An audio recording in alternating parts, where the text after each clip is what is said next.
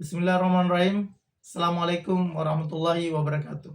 Segala puji bagi Allah atas rahmat dan karunia-Nya. Perkenalkan, saya Muhammad Hidayat, dosen Politeknik Indonesia, yang pada kesempatan kali ini akan membuat pernyataan diri dosen dalam unjuk kerja Tridharma Perguruan Tinggi atau PDD UKT PT, khususnya pada pendidikan dan pengajaran.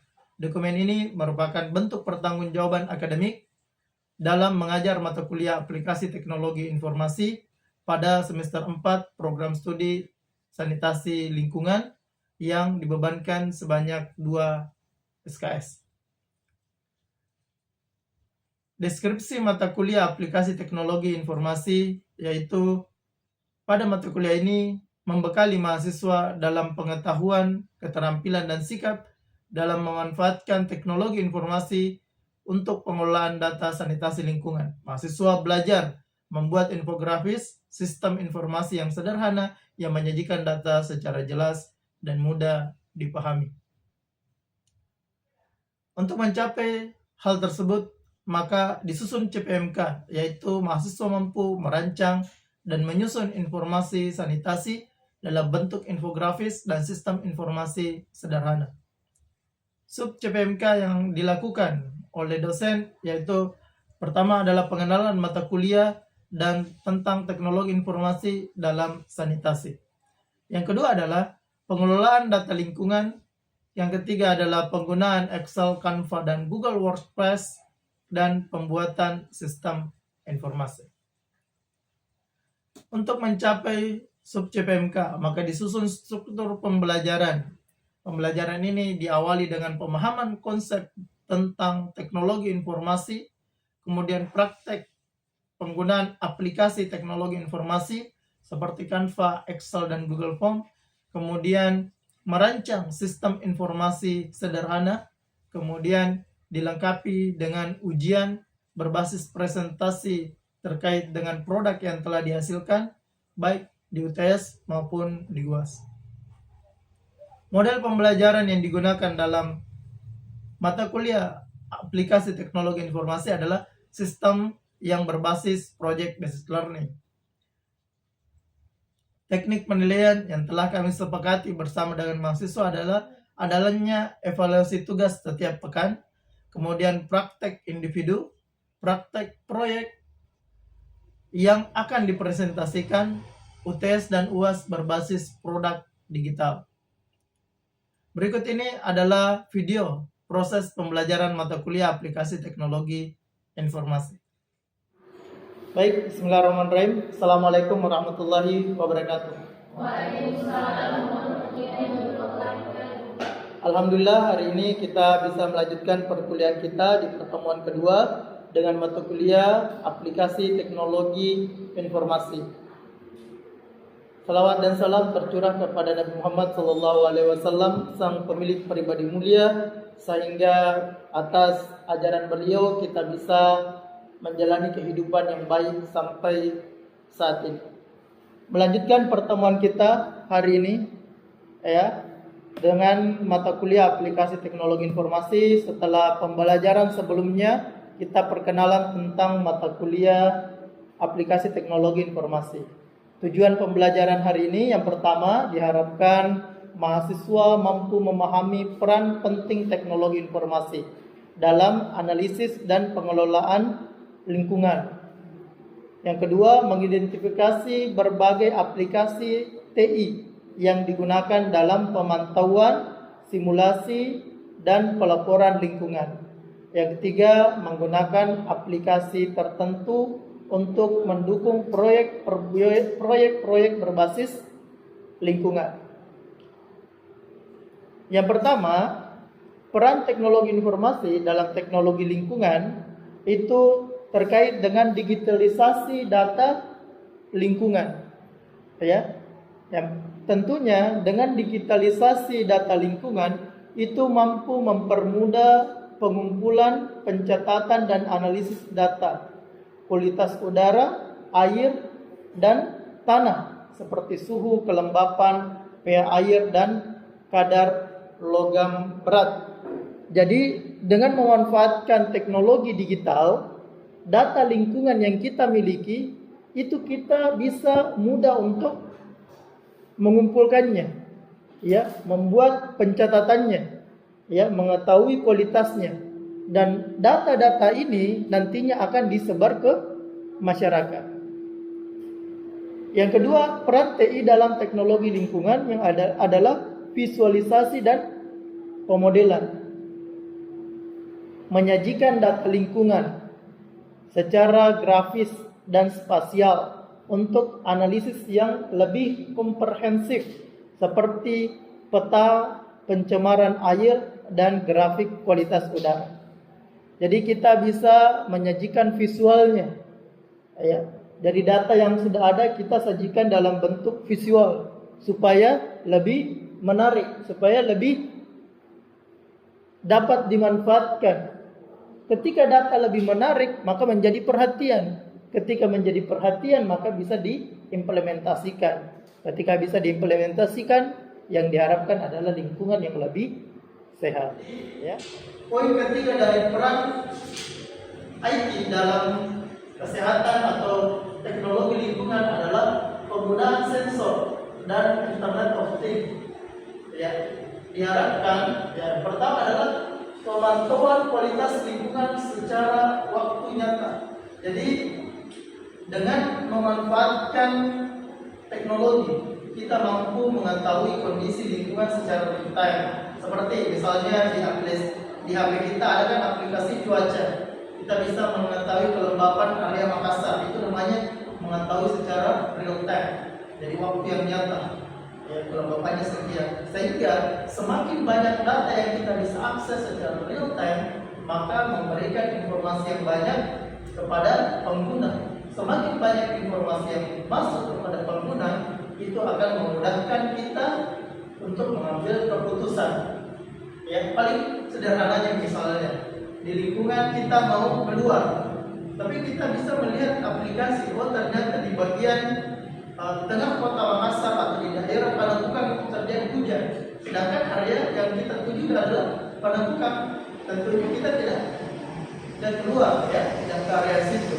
Ya, ini manfaat dari penggunaan IT.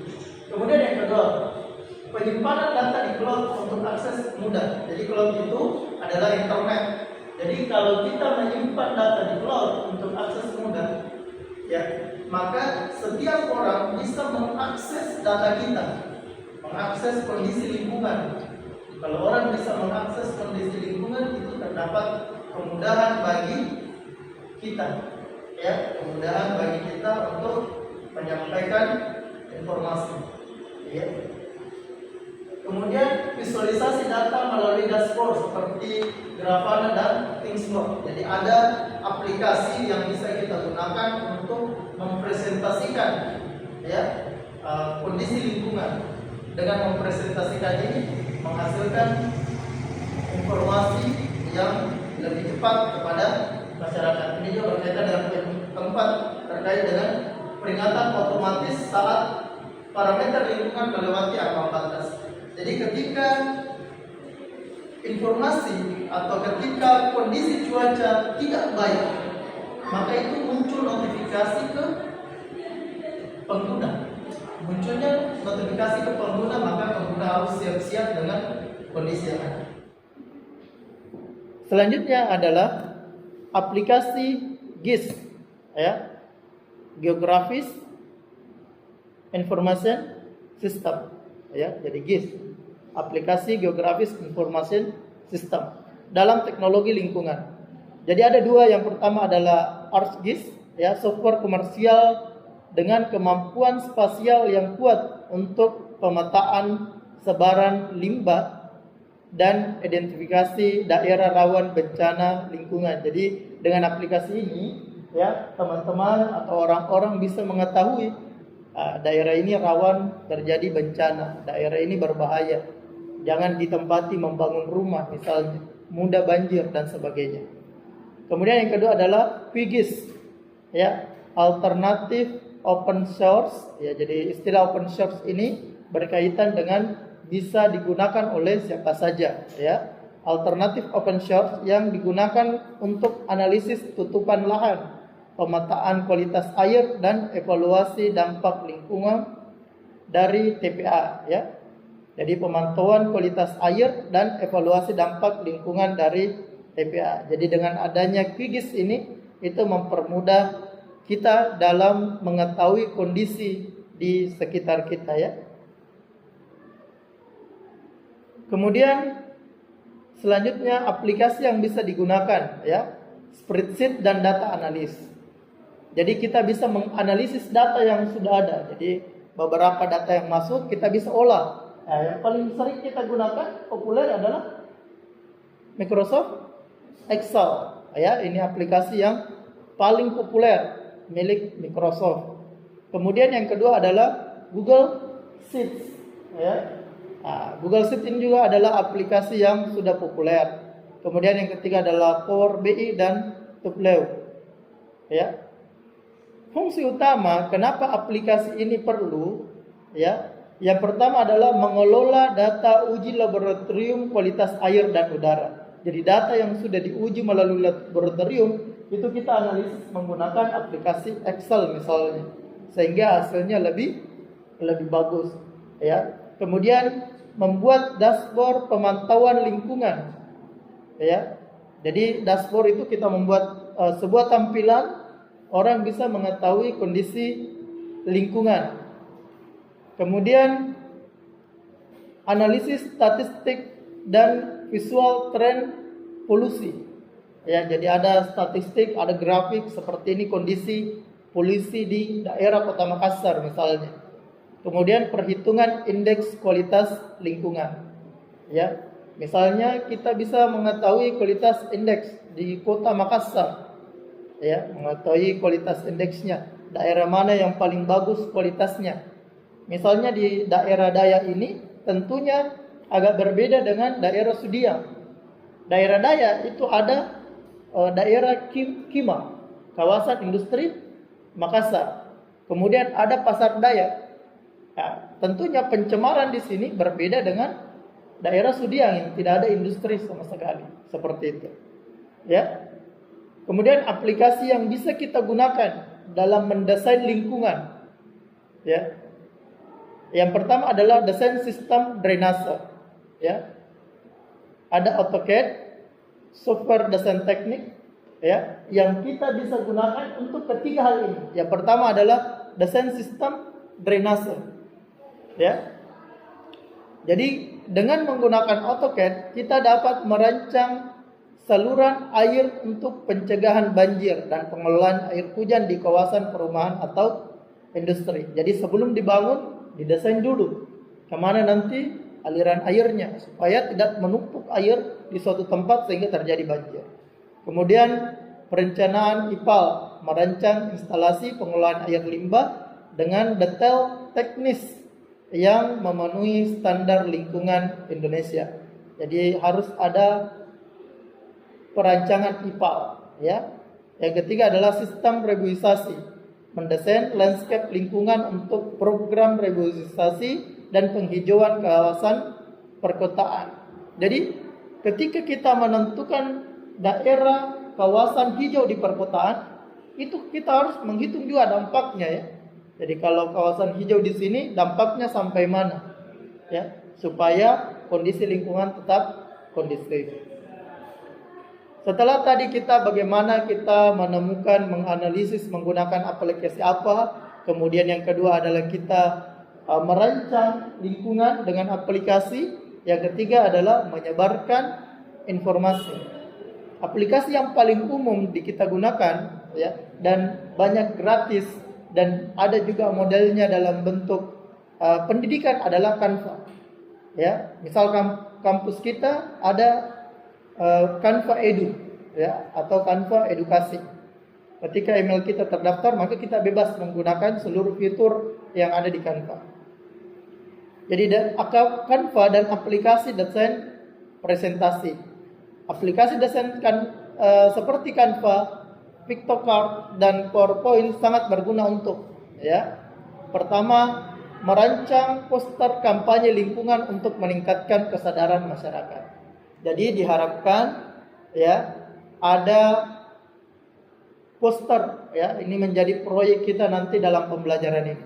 Jadi poster kampanye tentang lingkungan. Jadi kita sebarkan apa dampak lingkungan, apa dampak kerusakan, ya, apa dampak kalau lingkungan hijau. Ini kita jelaskan. Yang kedua, membuat infografis ya, hasil riset lingkungan yang mudah dipahami. Kenapa banyak orang tidak membaca tentang lingkungan selama ini? Karena lingkungan selalu dijelaskan dalam bentuk artikel, dalam bentuk jurnal yang isinya panjang. Ya, sedangkan tidak seluruh masyarakat mampu memahami hal itu. Maka menggunakan infografis itu jauh lebih baik, lebih terarah seperti itu. Yang ketiga adalah menyusun materi sosialisasi program lingkungan ke masyarakat. Yang keempat adalah visual data kompleks menjadi grafik yang informatif. Jadi ketika kita menyampaikan informasi harus juga bersifat informatif. Ya, bersifat informatif. Ada beberapa aplikasi yang bisa kita gunakan dalam melakukan simulasi lingkungan yang teman-teman bisa gunakan dengan para dosen ahli di bidang teknologi lingkungan. Yang pertama adalah SWMM atau Storm Water Management Model untuk simulasi aliran air permukaan dan sistem drainase perkotaan. Yang kedua adalah Moodflow, simulasi aliran air tanah dan penyebaran kontaminan di aquifer. Kemudian yang ketiga adalah air model dispersi untuk memprediksi penyebaran polutan udara dari sumber industri. Yang keempat adalah LCA, Software Analysis Siklus Hidup untuk mengevaluasi dampak lingkungan dari produk atau proses. Jadi keempat aplikasi ini bisa digunakan untuk melakukan simulasi lingkungan sebelum kita menciptakan atau membuat lingkungan seperti itu. Nah, sebagai mahasiswa ada beberapa proyek yang teman-teman bisa lakukan. Ya, yang pertama adalah pemetaan kualitas udara di area kampus. Jadi kita bisa melakukan uji lab bagaimana udara di area kampus. Nah, aplikasi yang kita bisa gunakan untuk menyebarkan informasi ini kita menggunakan QGIS, ya, aplikasi yang open source, lebih murah, ya, bisa diakses oleh siapa saja. Ya, aplikasi ini mempermudah kita dalam mengelola data. Ya, kita juga bisa menggunakan Excel dalam mengelola data. Kemudian kita publish, ya, nantinya. Nah, nanti ada kegiatan menampilkan zona dengan pencemaran tinggi. Jadi ada kegiatan untuk menampilkan zona dengan pencemaran tinggi sekitar kampus yang banyak zona pencemaran udaranya, tentunya yang misalnya dekat dengan jalanan umum atau jalan utama. Dan jauh dari situ tentunya udaranya lebih bagus seperti itu. Kemudian yang kedua adalah simulasi drainase lingkungan perumahan. Ya, tadi ini bisa kita menggunakan AutoCAD atau SWMM. Jadi kita melakukan desain sistem aluran air agar bebas banjir. Jadi kita buat simulasi kalau kita membuat perumahan di sekitar sini, kita alirkan kemana airnya, ya, seperti itu. Kemudian yang ketiga adalah dashboard monitoring sampah. Kita menggunakan aplikasi Google Sheets dan Data Studio. Jadi kita bisa monitoring kondisi sampah, menampilkan data jenis dan volume sampah rumah tangga. Yang keempat, yang paling baik untuk digunakan saat ini adalah kampanye digital. Ya, baik metodenya adalah stop plastik atau bagaimana penghijauan. Ya. Karena aplikasi yang digunakan adalah sangat populer, Canva, ya, dan Instagram. Hampir teman-teman semuanya punya Instagram. Ada yang tidak punya Instagram di sini? Punya Instagram semua? Punya, ya. Ternyata teman-teman sekalian, data menunjukkan tahun 2022 jumlah pengguna Instagram di Indonesia, jumlah pengguna sosial media aktif di Indonesia itu sebanyak 191 juta jiwa. 190 juta jiwa masyarakat Indonesia itu menggunakan sosial media aktif. Dan ini adalah kesempatan besar bagi teman-teman untuk mengkampanyekan terkait dengan bagaimana menciptakan lingkungan yang sehat. Selanjutnya adalah memanfaatkan manfaat penguasaan TI bagi ahli teknologi lingkungan. Yang pertama adalah mampu menyajikan laporan riset berbasis data digital yang komprehensif dan akurat. Jadi diharapkan, sangat diharapkan ada riset terkait dengan kondisi lingkungan, dan ini dirutinkan, kemudian dipublikasikan. Semakin sering kita menyampaikan ke masyarakat menggunakan sosial media, menggunakan teknologi informasi, maka masyarakat itu semakin sadar. Dan yang paling diharapkan hadirnya pemerintah untuk memperbaiki perkara-perkara yang seperti ini. Yang kedua adalah kompeten dalam menggunakan alat bantu analisis modern untuk pemecahan masalah lingkungan. Menggunakan alat bantu modern seperti aplikasi-aplikasi yang telah kita sebutkan tadinya, itu mempengaruhi kita dalam menemukan pekerjaan. Nanti saya tunjukkan terkait dengan data lowongan kerja terkait dengan orang yang mahir menggunakan aplikasi. Berdaya saing dalam dunia kerja berbasis digital dan industri 4.0. Yang terakhir adalah mampu terlibat dalam proyek lingkungan dengan teknologi tinggi dan kolaborasi internasional. Jadi kalau kita menggunakan aplikasi, menguasai aplikasi terkait dengan lingkungan, tentunya kita dibutuhkan di dalam berbagai proyek. Kita lihat data statistik pendukung.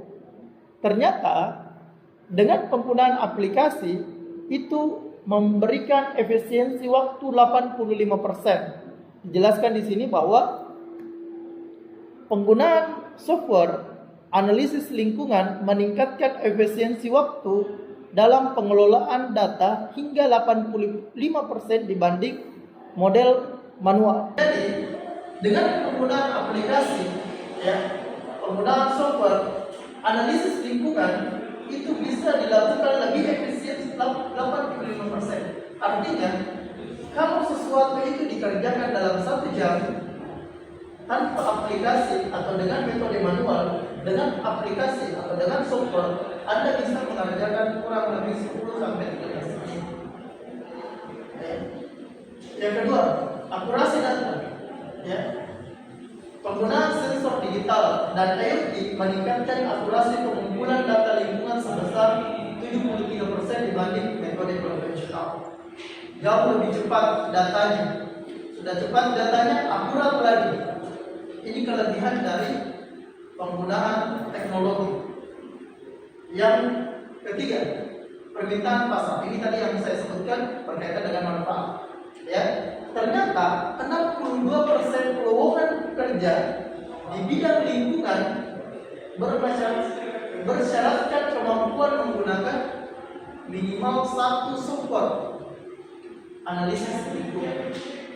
Jadi ternyata 62% lowongan kerja di bidang lingkungan itu membutuhkan orang yang memiliki spesifikasi mampu menggunakan minimal 1 software berkaitan dengan lingkungan. Berikutnya adalah tren adopsi teknologi di sektor lingkungan Indonesia. Ternyata pemerintah, instansi pemerintah itu baru 48% atau hanya 48% lembaga pemerintah yang sudah mengadopsi sistem pemantauan lingkungan digital. Dan perusahaan itu hanya 65%. Perusahaan besar yang menggunakan software analisis dampak lingkungan. Dan kampus itu hanya 27%, instansi pendidikan tinggi yang memiliki laboratorium teknologi lingkungan yang terintegrasi. Jadi ini data menunjukkan di Indonesia tingkat penggunaan software terkait dengan lingkungan itu masih rendah. Berarti kesempatan untuk lebih maksimal dalam pengembangan lingkungan menggunakan software itu diharapkan atau diperkirakan jauh lebih tinggi. Baik, sampai di sini ada yang mau ditanyakan? Silakan yang mau bertanya. Oke, silakan. Mungkin langsung tadi pertanyaan saya, jadi teknologi digital apa yang paling relevan digunakan dalam analisis kualitas air saat ini? Oke, baik, ada tadi beberapa aplikasi yang bisa digunakan, ya. Dalam menentukan kualitas air dan udara, ya, yang paling relevan untuk digunakan adalah SWMM, ya. Aplikasi ini sangat bermanfaat untuk mengetahui kualitas lingkungan dan merencanakan lingkungan. Sehingga aplikasi ini bisa digunakan untuk mengembangkan lingkungan. Nah, selain itu, ya, selain untuk mengetahui kualitas air, yang paling penting adalah bagaimana melakukan penyebaran informasi, mengkampanyekan. Ya, setelah mengetahui kualitas air, kita mampu mengkampanyekan kualitas air tersebut. Oke, seperti itu ya, Eka. Baik teman-teman, ya, sebelum saya akhiri pertemuan kali ini, sebagai tugas diharapkan teman-teman mahasiswa menyiapkan data terkait dengan lingkungan yang bersumber dari sistem informasi atau website pemerintah maupun diambil dari jurnal. Jadi teman-teman nanti mengambil data dari website, kemudian teman-teman mengambil data dari artikel tentang bagaimana kondisi lingkungan di masyarakat di Kota Makassar. Jelas tugasnya? Oke. Kesimpulan. Penguasaan aplikasi teknologi informasi bukan hanya pelengkap, ya, tetapi alat utama dalam memahami, menganalisis, memecahkan persoalan lingkungan secara modern. Jadi penggunaan aplikasi ini adalah kegiatan untuk memecahkan persoalan yang modern. Tidak hanya digunakan sebagai pendukung, tetapi hal yang utama. Karena dengan teknologi informasi ini kita bisa mencerdaskan masyarakat, menyebarkan kepada masyarakat, mempengaruhi masyarakat. Yang terakhir adalah manfaat teknologi lingkungan harus, yang pertama, mahasiswa melek data. Jadi setiap kegiatan-kegiatan lingkungan itu kita harus melek data, ya, memperhatikan data yang ada, mampu mengumpulkan, mengelola dan mempresentasikan data lingkungan secara akurat. Yang kedua, melek di digital, menguasai berbagai software dan aplikasi pendukung analisis lingkungan. Setelah kita melek data, menguasai digital, poin yang paling penting bagi kita mahasiswa maupun sebagai seorang akademis adalah komunikasi efektif. Dapat menyajikan solusi lingkungan dengan bantuan teknologi informasi. Jadi setelah kita dapatkan datanya, kita melakukan digitalisasi, maka kita menyampaikan, ya, mengkomunikasikan terkait dengan lingkungan. Oke? Baik, terima kasih. Demikian pertemuan kita hari ini. Mohon maaf lahir batin kalau ada kesalahan. Saya akhiri. Wassalamualaikum warahmatullahi wabarakatuh.